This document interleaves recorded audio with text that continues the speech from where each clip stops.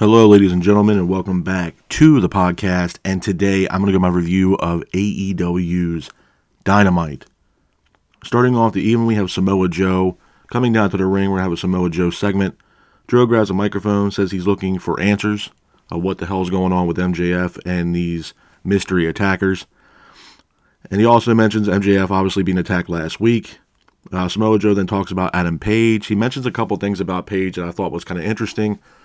Obviously, if you guys watched Dynamite last week, MJF was taken out backstage by somebody, and he was taken out by a beer bottle. He was knocked out backstage, and there was remnants of a beer bottle that was, I guess, struck in the back of the head of MJF, which knocked him out backstage. So a lot of people started asking questions and started thinking, well, does Adam Page truly have something to do with this person behind the devil's mask? So after Samoa Joe says this, Adam Page comes out to the ring. Page then reassures Samoa Joe that he is not the devil. Roderick Strong is here. Strong then talks about Joe being lucky, and then Adam Page ends up attacking Roderick Strong. After that, we go into our first official match of the night, impromptu matchup, if you will. It is Adam Page versus Roderick Strong. I thought this was a good match, man. Back and forth matchup between Page and Strong, with Page keeping the pace of the match. Page then hits a shooting star press on Strong. Page then hits a springboard lariat, sending Strong to the outside. The Kingdom, Matt Taven, and Mike Bennett were trying to cause distractions with the referee. Page and Strong then both exchange in the middle of the ring. Page then hits a Death Valley driver for a near fall, as well as a pump-up powerbomb for a near fall as well. Page then hits a moonsault, taking out the Kingdom on the outside, and then Page ultimately hits a Deadeye on Roderick Strong, pins him for the 3. And your winner of the match is Adam Page. Hats off to Adam Page for getting the win in this matchup. Moving on from that, we go into our next match of the night. It is another Continental Classic tournament matchup. It is Andrade El Idolo versus Brody King. To me, this was match of the night. Well, one of the matches of the night. It was a great match, back and forth matchup between Andrade and Brody King. Andrade and Brody were both exchanging chops in the middle of the ring, with Andrade hitting a moonsault to the outside on Brody King. Andrade then hits a spinning back elbow on Brody King, and then Andrade ultimately hits a hammerlock DDT on Brody King, pins him for the 3. And your winner of the match, and now has 9 points in the tournament, is Andrade El Idolo. Hats off to Andrade El Idolo for getting the win in this matchup. Moving on from that, we have Renee backstage with the Von Erichs. The Von Erichs were pretty much not highlighted throughout the show, but last week, AEW announced that the Von Erichs, well, Kevin Von Erich and his sons will be at Dynamite Winter is Coming. So Renee was trying to get an interview backstage. Kevin Von Erich was pretty much hyping up AEW, saying that he loves the place and he loves AEW. Then he's interrupted by Orange Cassidy and Danhausen. Orange Cassidy then says he needs tag team partners for a matchup that he's going to have on Rampage. The Von Erich boys agree, and it looks like the Von Erichs are going to be teaming up with Orange Cassidy this Friday on Rampage. Definitely looking forward to seeing that. Moving on from that, we had the Golden Jets segment. Golden Jets returned after being attacked, both of them being attacked by Ricky Starks and Big Bill. Jericho mentions Ricky and Big Bill. Jericho then calls out Ricky and Big Bill to the ring. Ricky then is on the stage. He thanks Omega for what he's done for AEW and for creating AEW. Ricky then mocks Jericho. Omega then mocks Big Bill, as well as the Firm, which I thought was absolutely hilarious. Jericho, the Golden Jets versus Ricky Starks and Big Bill looks like it's going to happen at World's End for the AEW Tag Team Championships. Omega and Jericho then both mock Ricky and Big Bill, and then Jericho even mocks Ricky by calling him a knockoff Enzo Amore, which I thought was absolutely hilarious. Moving on from that, we got our next match of the night. It is Rio versus Ruby Soho. Rio returned to AEW last week, pretty much calling out Tony Storm. This was a solid match with Rio and Ruby Soho. Back and forth matchup. Rio was keeping the pace of the match. Rio then hits a Hurricane Rana on Ruby. Ruby gets up, hits a no future on Rio for a near fall, but Rio ultimately hits the finish. Pins for the 3, and your winner of the match is Rio. Hats off to Rio for getting the win in this matchup. Moving on from that, we go into our next match of the night. It's another Continental Classic tournament matchup. It is Roosh versus Jay Lethal. I thought this was a good match, man. Back and forth matchup between Roosh and Lethal, with Roosh keeping the pace of the match. Roosh applies a submission hold on Jay Lethal. Lethal taps out, and your winner of the match, and now has 6 points in the Continental Classic Tournament, is Roosh. After the match, Jay Lethal was taken to the back with the helps of Karen Jarrett and Jeff Jarrett. Looks like there was a little frustration on the face of Jay Lethal. Obviously, it's clear as day. Obviously, he's, hasn't got a win in the Continental Classic Tournament. And unfortunately, I think Jay Lethal and Mark Briscoe are both fillers for this tournament, which is unfortunate. Speaking of Mark Briscoe, we go into our next match of the night. It's another Continental Classic Tournament matchup. It is Jay White versus Mark Briscoe. Again, solid match, back and forth matchup between Jay White and Briscoe, with Briscoe keeping the pace of the match. Briscoe then hits a Death Valley driver on Jay White. Briscoe then hits a Froggy Bow on Jay White for a near fall. Jay White and Mark Briscoe then both exchange. Mark then hits an elbow drop off the apron, Cactus Jack style, if you will, on Jay White off the apron to the outside. But Jay White hits a Blade Runner on Mark Briscoe, pins him for the 3, and your winner of the match, and now has 9 points in the Continental Classic Tournament, is Jay White. Hats off to Jay White for getting the win in this matchup. Moving on from that, we go into our next match of the night. Again, it's another Continental Classic Tournament matchup. It is Jon Moxley versus Swerve. I thought it was a great match, man. This was definitely one of those high-profile matches in the tournament. Back and forth matchup between Moxley and Swerve. Moxley and Swerve then both exchange in the middle of the ring, with Moxley hitting a pile driver on Swerve. Swerve then gets up, hits a Swerve stomp off the top rope on Moxley for a near fall, but Moxley ultimately hits a roll-up on Swerve, pins for the 3, and your winner of the match, and now has 12 points in the Continental Classic Tournament, is Jon Moxley. After the match, it was shown that Adam Page was walking to the parking lot and was attacked by the Devil's henchman. The Devil even was there in the parking lot. He actually got out of the vehicle, stared down Adam Page. Page was attacked by the henchman, and then was later pretty much chokeslammed onto a windshield and was pretty much laid out on this vehicle in the parking lot backstage. So it looks like Page is not the person behind the Devil's mask. A couple of things I want to say about AEW, man, before I get out of here. And it's quite a bit, so again, stay tuned. Number one, this whole storyline with the Devil, the Devil mask and this henchman, I've been reiterating this for multiple weeks now, that I still believe it's Adam Page. I don't, not Adam Page, Adam Cole. I 100% believe it's Adam Cole. The storyline fits. Though I think Wardlow is a part of this, it's definitely a possibility that Wardlow is a possible candidate or member, if you will, of this new stable, if you will.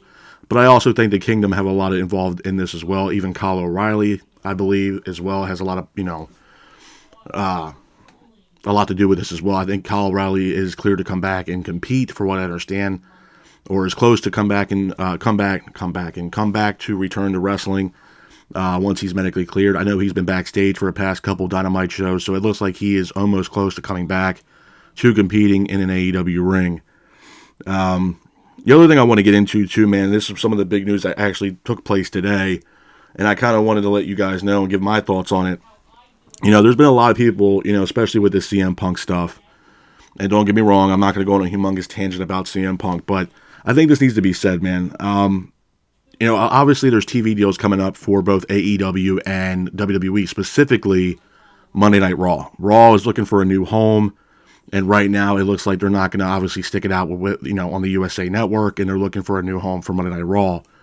And the reason why I'm bringing this up is because, I think it was a couple weeks ago, Time Warner Media was in conversations with WWE. I believe it was Nick Khan and Triple H that had conversations with the fine people over there at Warner Media to possibly discuss Monday Night Raw being a part of the TNT TBS family. After that conversation that happened, it looked like the conversation kind of came to a stale point where, there was no more conversations between both Monday Night Raw and the people over in Time Warner Media. But as of today, from the news that I've gotten and the people that I've talked to, it looks like those conversations have ramped up, and one person specifically has kind of opened up the floodgates, if you will, and opened this forbidden door between Monday Night Raw and WWE with Time Warner. That person is none other than CM Punk. Now, my biggest thing about this was when CM Punk had showed up on Monday Night Raw, and obviously signed a contract to be on Raw and everything else like that, it definitely got my wheels turning for sure, because obviously, like I said earlier, Monday Night Raw is looking for a new home. They're looking for a new media rights group to be a part of, to obviously show Monday Night Raw. Raw does not, they're not going to be with the USA Network, and they're moving on and trying to get another TV deal. I'm not saying Raw will not get a TV deal, but I think it's very interesting that Time Warner is interested in Monday Night Raw. It also kind of shows me how important a guy like CM Punk or Phil Brooks was important to the people over in Time Warner. And the reason why I'm bringing this up is obviously because CM Punk's over right now in WWE, specifically Monday Night Raw, and he was a former employee of AEW, and AEW is currently being televised through TNT and TBS with Time Warner. So this could be, I know a lot of people said when CM Punk showed up on WWE and Monday Night Raw that, hell froze over. After being gone for about 10 years and showing up on WWE, hell froze over. I can honestly tell you all this. If, in fact, Time Warner and Warner Media do work out some kind of deal with WWE and Monday Night Raw, this could be exactly what hell is for freezing over, because how do you even, my thing is, at that point, you're really splitting hairs with the relationships, obviously, that Time Warner has with Tony Khan and AEW, and AEW's been with Time Warner now for 4 years, and for the fine folks over there in Time Warner to possibly be in connection pretty much with AEW's competition, I feel like that's going to leave a really sour taste in Tony Khan's mouth. And not only that, depending on how much money, and I'm sure if the conversations are in full effect, and Time Warner's excited about possibly bringing in Monday Night Raw, I'm pretty sure that Time Warner are going to throw any kind of money they can to WWE, and that budget is going to take a lot away from Tony Khan, because I'm sure Tony Khan is looking for a big price tag to re-sign and get more money out of Time Warner to keep AEW on television for the foreseeable future. So again, I'm not saying it's going to happen.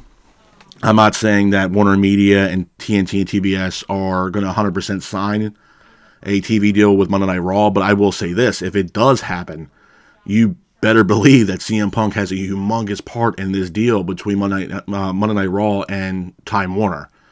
And if that were to happen, it would just go to show you how much and how strong that relationship is between, Time Warner and CM Punk. And honestly, for what it's worth, I think it's a very strong relationship between the two, because, look what they did for CM Punk when he came back, and they gave CM Punk his entire show.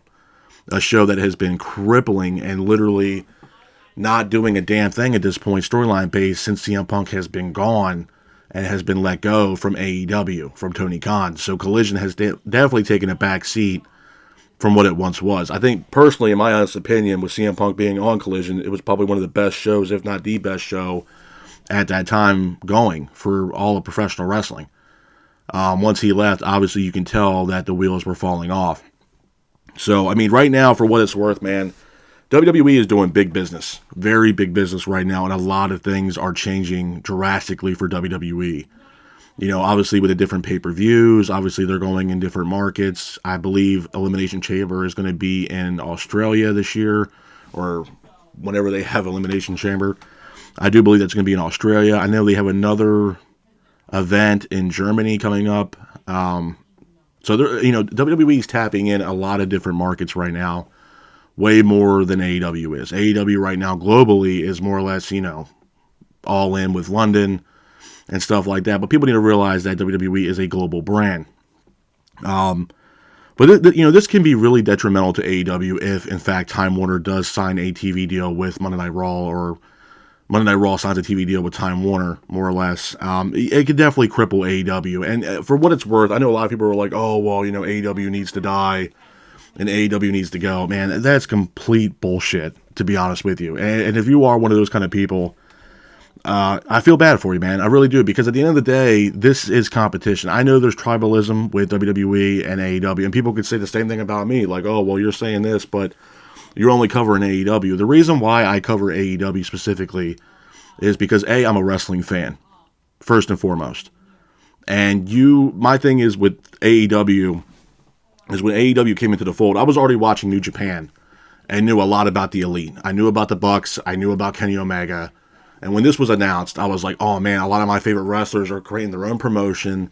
And this is, we haven't seen anything like this since, the early days of the Monday Night Wars between WCW and WWE. So when AEW came into the fold, obviously, as a wrestling fan, you're going to be excited. So, not saying I would never cover Raw and SmackDown. If you guys have been here since day one, you guys have seen that I've covered old WCW pay-per-views, old, WWE pay-per-views like WrestleMania, Survivor Series, King of the Ring.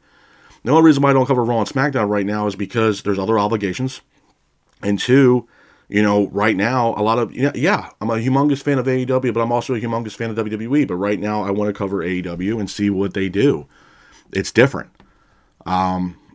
And to me, it's one of those things that, it definitely got my attention. I have no disrespect for anybody who's a WWE fan. I'm a fan myself. Now, credit, I haven't watched the product that much like I did back in the day, but it's not taking anything away from what they have now. They have an incredible roster.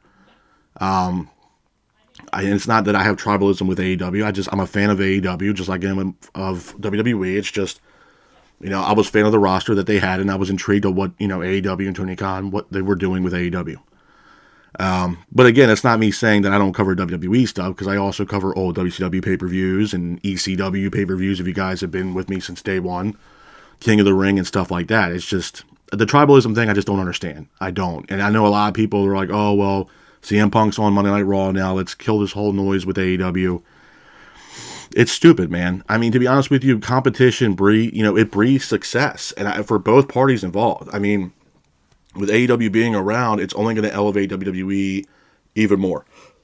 Whether it's Monday Night Raw or SmackDown. Let's look at the fact here, especially when this pertains to CM Punk. And this might be a hard pill to swallow for a lot of people, but this is the truth. The truth of the matter is, if it wasn't for a guy like Tony Khan and AEW, CM Punk maybe never would have returned to wrestling. Or even thought about returning to wrestling. And AEW, and Tony Khan brought CM Punk in, gave him the love of wrestling back to him, and he put on phenomenal matches and great moments for the fans of AEW, and, memorable moments that us fans would never forget. And then obviously, everything happened with Tony Khan and CM Punk, and then now he's on Monday Night Raw. So if I'm AEW and, Tony Khan, you're welcome. Because I personally don't think CM Punk would even entertain the idea of possibly even returning to WWE, at least not at this very moment. It's considering everything that he said in his last tenure on the way out of WWE. It was the worst place to work, and it mentally just drained him and everything else like that. It's kind of calling the kettle black, to be honest with you. But, at the end of the day, it's great to see CM Punk fill books back in a wrestling ring and in WWE. So, with that being said, it benefits both parties, man. And I know a lot of people are like, oh, well, attendance is down for AEW, and, pay-per-view buys are low and ticket prices are high, and there's a lot of people sitting in AEW. Yeah, I'm not sitting here saying that AEW doesn't have its issues, and when there's issues, I call them out. I do believe that CM Punk going over to WWE, did it hurt AEW? Absolutely. Absolutely. Money-wise? Absolutely. You have to look at the narrative, man. There's a lot of people in AEW, even right now, that, to me, were acting like spoiled-ass brats.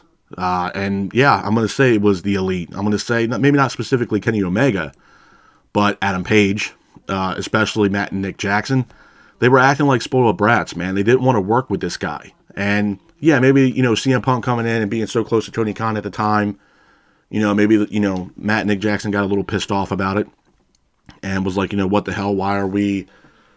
Tony Khan's not giving them attention or not booking them how they want to be booked and everything else like that, and yada, yada, yada. So obviously there was some kind of jealousy there between the Young Bucks and CM Punk. That was given. And then obviously the comments that, CM Punk made, I believe it was at the All Out Media Scrum, that caused all this to just kind of blow up into chaos and everything else like that, and yada, yada, yada. So, but again, CM Punk was willing to do business, and, the Bucks were not. And for what it's worth, they threw a lot of money away by not doing business with each other. Every wrestling fan in the world wanted to see a 6-man tag team matchup between Omega and the Bucks versus CM Punk and FTR. Who wouldn't want to see that match alone? And you booked that goddamn match at Wembley, sold out. Sold out. Even just that match alone, if they put that on a marquee, we're going to have the first time ever the Young Bucks and Kenny Omega versus CM Punk and FTR, that place would sell out like sliced bread. 100%. everybody wanted to see that damn match, and us fans are never going to get that experience because people couldn't work with CM Punk and vice versa. It's just not going to happen. And you could say the same thing, oh, well, he's going to go over WWE, and there might be some people that don't want to work with him. Okay, well, here, let me give you an example. Seth Rollins. It looks like Seth Rollins has legitimate heat and hatred for CM Punk. And he is the current World Heavyweight Champion on Monday Night Raw. But he is in a serious storyline, beginning storyline, with CM Punk. They just both cut a promo on Monday Night Raw last night. And honestly, for what it's worth, that was some of the best work I've seen on the mic from Seth Rollins in a long, long time. You know, and it looks like he was putting Monday Night Raw and WWE on his back against a guy that was a deserter for WWE that did nothing but tarnish and bash the place that Seth Rollins calls home for years. So, yeah, I mean, it sells itself. So if Seth Rollins doesn't want to, has beef with CM Punk, well, obviously it looks like Seth Rollins is going to put the bullshit to a side and actually do business with CM Punk. It's not like we're seeing Triple H having dinner with this guy after Monday Night Raw is off the air. No, I'm sure Triple H probably goes home or does whatever the hell he does, and CM Punk goes wherever the hell he needs to go. It's business, man, and Triple H knows what the hell he's doing. And that's why it works. And that's why WWE right now is on the uprise and AEW is on the downside. I'm not saying AEW can't come back and have, a great 2024. I'm not saying they can't. But at the end of the day, shit needs to change for AEW. Prime example. I'll give y'all a perfect example. You have Dynamite and Collision. Okay? Collision is not even remotely the same damn show that we had with CM Punk to what it is now. It's not even remotely the same.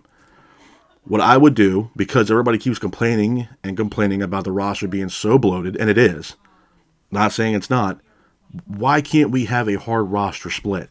Let's do a draft or a hard roster split the roster in half roster goes to exclusively to Collision, the other one goes to Dynamite. Now, people are like, okay, well, if you do that, what else is going to happen? What if people go to Collision, what the hell are they going to be fighting for? Well, this is where I'm gonna change everybody's mindset right here. You have all these goddamn belts. There's like 8 or 9 different damn titles for AEW. A lot. Now, some might float back and forth. I truly believe that the AEW World Championship or AEW World Champion, being MJF at the current moment, should bounce back and forth from Dynamite to Collision. Absolutely. Secondly, you have a TNT Championship and then you have an International Championship. Okay? Collision is on TNT. Let's take the TNT Championship and put that on Collision. Why? Well, for 2 reasons. One, Collision, its programming, its product, if you will, is on TNT programming. Okay, that's number 1. Then you have the TNT Championship. It just makes logical sense.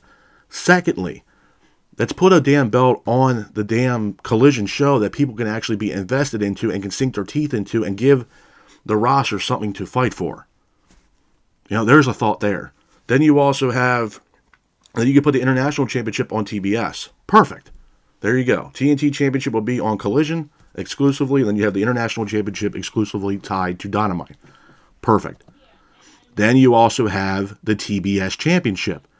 Okay, that can stay on Dynamite, and the AEW Women's Championship can float back and forth from Collision to Dynamite, just like how it would be for the AEW World Championship.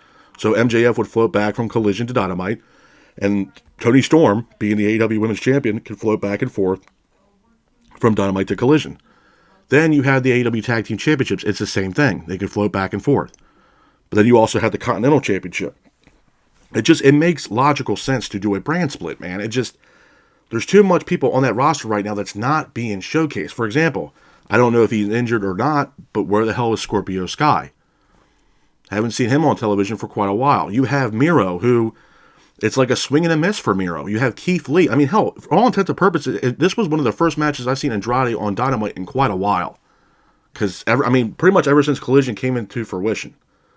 And, Collision's been around for a little while now. So, that's my point. The roster is too bloated. So let's split up the rosters and have half the roster on Collision and half the roster on Dynamite. Or do a draft. That's what needs to happen. And let's stop. And I'm solely talking about AEW here in Tony Khan. I'm a humongous fan of the show. I am. I'm a huge fan of what they're doing over in Tony Khan. I'm a huge supporter of the show. And I support what WWE is doing as well. AEW mission statement was, we're going to be the alternative. Well, as of late, they're no longer the damn alternative anymore. It looks like Monday Night Raw and SmackDown are the alternative right now. It's the hottest thing going in wrestling. AEW is taking a back seat to that. Tony Khan needs to focus on AEW. And this goes hand in hand with the bullshit with Ring of Honor. I'm sorry. Look, Ring of Honor back in the day was a great show. They had a great foundation. You had all these talents from all over the world, from, Ring of Honor's brand to CMLL to obviously New Japan, TNA. They would all, NWA Power, all did work with Ring of Honor at one point. And they put on fantastic banger matches. It's not the same brand and same company and same format anymore. And I'm getting sick and tired of seeing Ring of Honor shit on AEW. To me, the brand, unfortunately, if you're a Ring of Honor fan, I'm sorry when I say this, but I mean this 100%. The brand is absolutely dead. No one gives a shit about Ring of Honor, man. I hate saying that, but it's the truth. The brand has nothing around it. You have top talent that, honestly, for what it's worth, need to be on Dynamite, like Athena. And for what it's worth, I think Athena is the only person that's carrying that damn brand right now. Yes, you can also say Eddie Kingston. I put Eddie Kingston, obviously, in the conversation. But Eddie Kingston and Athena are the only two damn people that's carrying an entire brand on their back. Give me a goddamn break, man. I mean, it's just no one's invested in Ring of Honor.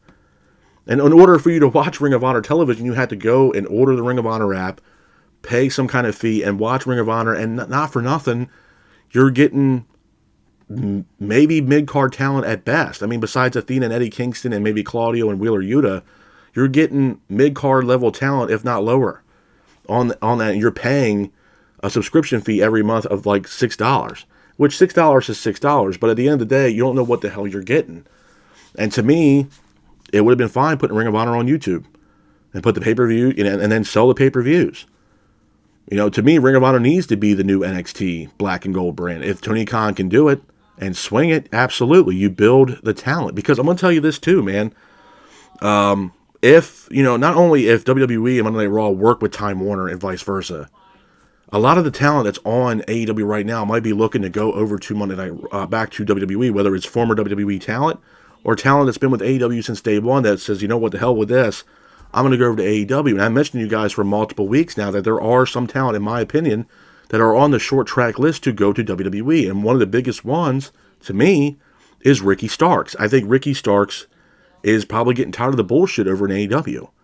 I mean, even the promo that he cut on Jericho last night, man, it looks like there was some legit heat right there between Ricky and Jericho. And it looks like Ricky wants to move on to WWE. And do I think Ricky would do well over in WWE? Absolutely. I think if you put Ricky in NXT with how Ricky Starks is, absolutely it could work. Absolutely. And for what it's worth, I mean, look what they're doing with Pillman. Pillman is now Lexus King or whatever, and it's working. Now, Jade Cargill, no one knows what the hell's going on with Jade. I'm sure when she's ready to go, Jade will be phenomenal. But she needs time. And, I mean, a lot of people, myself included, said the same thing.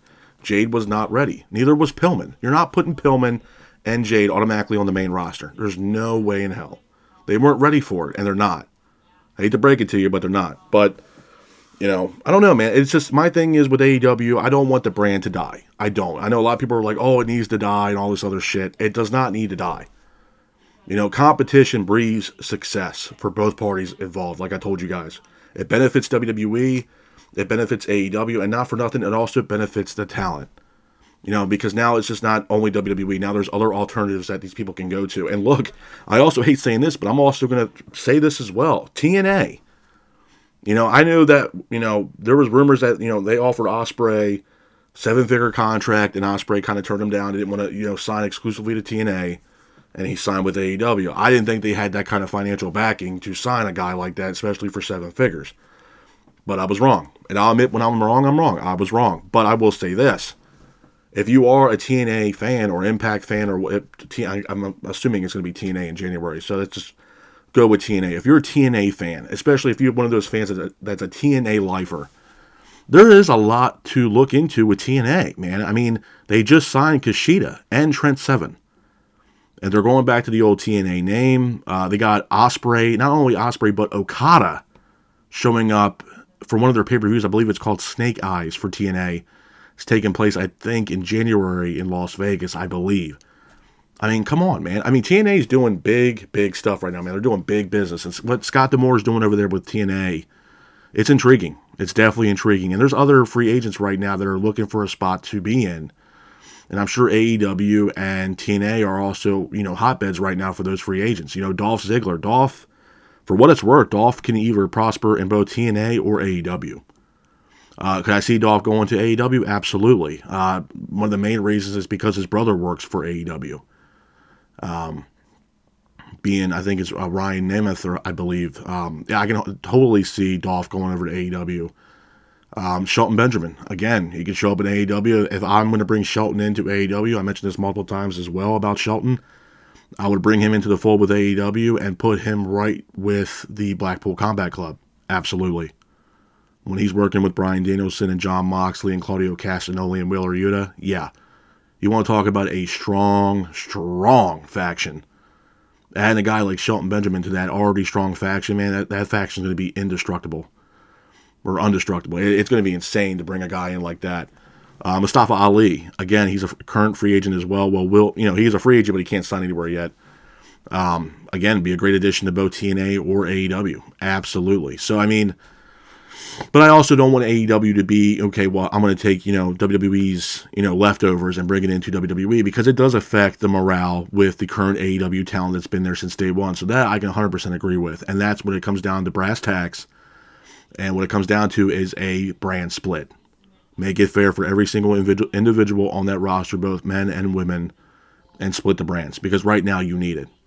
The person, and even what I mentioned earlier, the person in the Devil's Mask, right now that's the best storyline that's going in AEW by far. Because no one knows who the hell this person is. And people make comments, oh, this is going to be Jack Perry that's behind the Devil's Mask. Look, man, for what it's worth, I can honestly tell you all this. If it is in fact Jack Perry, man, you want to talk about people being pissed off. People are going to be pissed if it's Jack. And don't get me wrong, if they bring back Jungle Boy or Jack Perry, we'll see how that goes. But if you're going to put him in that spot, in that storyline, after all the shit that's happened between him and Tony Khan and all this shit with him and CM Punk, whew, man, you want to talk about legitimate heat. I would not put Jack Perry behind the Devil's Mask at all. If I was Tony Khan in AEW, I would stay far away from having Jack Perry as the person behind the Devil's Mask. And again, I know why people made the comment last night, because I was saying it's Jack Perry because it's real glass and Paige went through a windshield and yada, yada, yada. I think it's a little bit of a stretch, but if it in fact is Jack Perry, holy shit, man. I mean, there will be people at the damn doors of AEW's corporate office just wondering what the hell is going on and why the hell they put Jack Perry being the person behind the Devil's Mask. I think, when it comes down to it, I do believe it's Adam Cole. I do. And I've said that now multiple weeks, and I'm going to continue to keep saying that until we get the face reveal at World's End. But I'm also going to say this about World's End. I can also see MJF being attacked the day of World's End, and the Devil goes one-on-one possibly with Samoa Joe, and then he beats Samoa Joe, he wins the championship, and then reveals himself as Adam Cole, and this whole thing is just a big old work. So I can totally see that happening as well. So we're going to see, man, but a lot of stuff's been going on behind the scenes with, obviously AEW, and the news that kind of came out today with this whole Time Warner deal with Monday Night Raw, it could cripple AEW immensely. To the fact that they might not be able to stay on TNT and TBS. That's a possibility. Obviously, the morale in AEW would be an all-time low, especially with Tony Khan and the relationship that he has with the people over in Time Warner. But obviously, for what it's worth, Tony Khan does not control Warner Media. Warner Media can do whatever the hell they want, but, I'm sure if they go in that direction and sign Monday Night Raw, yeah, I mean, the morale with AEW is going to be really low, and it would be honestly, for what it's worth, it would be a completely disrespectful move from Time Warner to AEW and Tony Khan to bring in Monday Night Raw. 100%, but that's the news that I got today, man. I think people need to keep an eyeball and, the ear to the ground, if you will, to really understand what's going on here, man. It's a very good possibility, with the help of CM Punk, that, Monday Night Raw could possibly land on either TNT and TBS. And folks, I'm going to be honest with y'all, man. If that does happen, hell is definitely froze over. 100%. I mean, you got to look at the narrative, man. I mean, AEW has been with them for now, 4 years? And even before AEW even came into existence, Time Warner was solely working with WCW. And I think people need to remember that. Before AEW came along, TNT and TBS were working with Monday Night Nitro and WCW Thunder, which I believe Thunder was on TBS Superstation, and Monday Night Raw was solely on TNT every Monday night at 8. And I believe Thunder was every Thursday night. So, WWE being a part of the Warner Media family, man, you want to talk about, like I said, hell freezing over. Wow. But, I mean, again, if you guys are wrestling fans, and I hope you guys are, I think that's the reason why you guys are here, like I said, man, you want to talk about hell freezing over. And to see the possibility of Triple H showing up one day for Monday Night Raw that's, being live from TNT or TBS and saying, oh, yeah, we're here. Yeah, man, you want to talk about hell freezing over? Yeah, absolutely. And if CM Punk is the catalyst for this, then, I mean, wow. Hats off to Phil Brooks, man. You want to talk about, sticking up the middle finger to AEW and be like, haha, I got the last laugh. This very much could be, man. And honestly, for what it's worth, you want to talk about a storyline moment. I mean, this is something you can make a movie about. If Phil Brooks does pull this off and is the catalyst to help WWE work out some kind of deal with Time Warner, man, yeah, CM Punk is definitely going to have the last laugh. And it's going to be a complete, swerve, if you will, to Tony Khan. To me, I don't want it to happen. I don't, but I think all in all, I think it'd be absolutely hilarious, man. I mean, think about it. Number one, it would shock the world. And CM Punk's already done that with returning to WWE after being gone for about 10 years. But not only that, just to, stick it to AEW. Hey, I'm going to have Monday Night Raw and help them get a working relationship with Time Warner. So AEW, best of luck to you in your future endeavors. You know what I mean? Like, you want to talk about an ultimate swerve, man. Holy shit, that'd be incredible. That'd be insane. Just to see that happen, and then CM Punk shows up night one on Monday Night Raw, it being on TNT, it'd be absolutely hilarious. Yeah. But, besides all that stuff, man, I mean, before I get out of here, I mean, AEW, like I said, it's not something that I want to see them gone, or I want to see the brand die. It's not anything remotely close to that, and there's no tribalism. I have no tribalism at all. I'm fans of both WWE and AEW. I just cover AEW because I'm a fan, and it was something new and exciting, and that's why I cover it. But at the same time, too, I don't want AEW to die and, not be around anymore, because competition breeds success, and I'm going to keep saying that multiple times. And it's a win-win for both companies. It truly is. If you're a fan of professional wrestling, just be a fan, man. And my thing is, and I'm not, I'm never going to tell people what to do, but I will say this, as a fan, when it comes down to brass tacks, y'all, just enjoy what you're getting, to be honest with y'all, man. There's so many fans and people out there that are like, the hell with AEW, this is BS, the brand should die, or, Monday Night Raw is bullshit and all this other shit. It's, when it comes down to the brass tacks, man, the bottom line, it's entertainment. It's, you get to see CM Punk in WWE. Enjoy it, man. I mean, this might not ever happen again. This might be CM Punk's one and done with WWE. Enjoy it. AEW, Kenny Omega's and the Young Bucks and stuff like that. If you're a fan of AEW, man, just enjoy it. MJF, enjoy it. Let's get away from this tribalism stuff and just focus on what it's all about. And at the end of the day, we're here. Y'all are here, just like I'm here every week, because the love that we have for professional wrestling and the fact that we want professional wrestling to prosper. And right now, professional wrestling is in 100% a renaissance right now. And I think as a fan, we need to sit back, keep our eyes open, and just enjoy the show and what it has to entail. Obviously, yes, both Raw and SmackDown and AEW, they're going to have their flaws. And when AEW has their flaws, you guys should know by now damn well I'm going to call those flaws out. And I called them out earlier. Tony Khan needs to split the brands, split the roster for both Dynamite and Collision.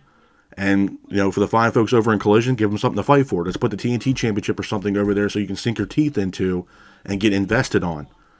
And I have no problems calling a spade, man. And, obviously AEW does need to fix a lot of things right now because the morale backstage is down low and there's no predominant storylines right now besides the person behind the Devil's Mask right now. So, yeah, obviously there's a lot of things that AEW needs to fix. And the whole mission statement of them being the alternative is no longer a thing anymore.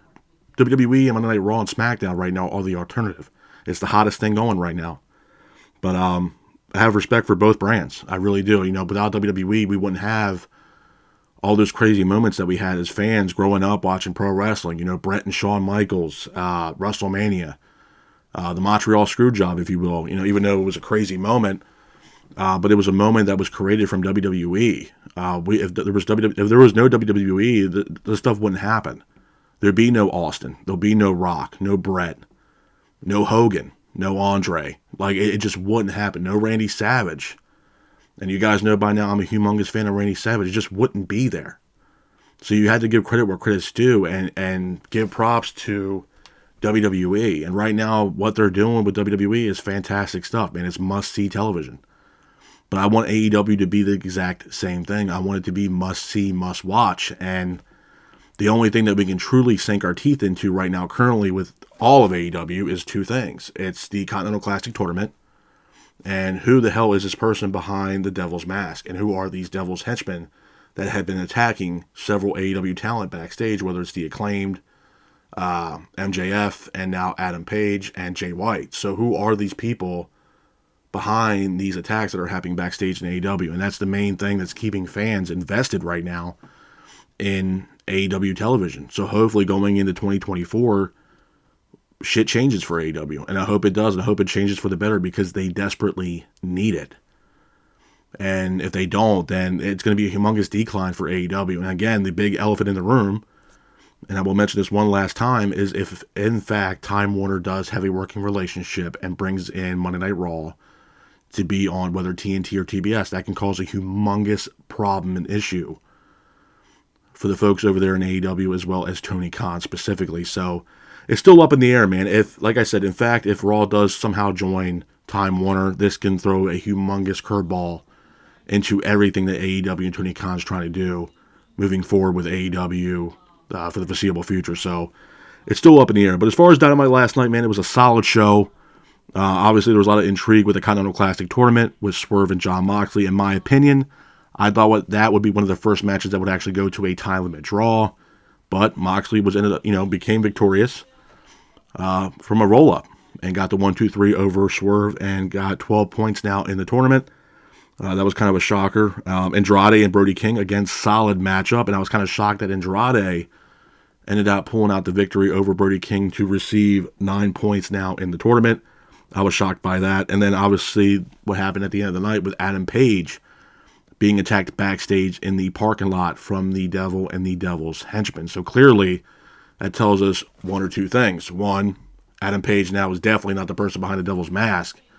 And two, are we going to start seeing more signs of who this person may be and who else is going to be attacked from the Devil and the Devil's henchmen? But with that being said, man, this is my review of AEW's Dynamite. I hope you guys are out there staying safe. Be careful and remember, stay classic. Peace.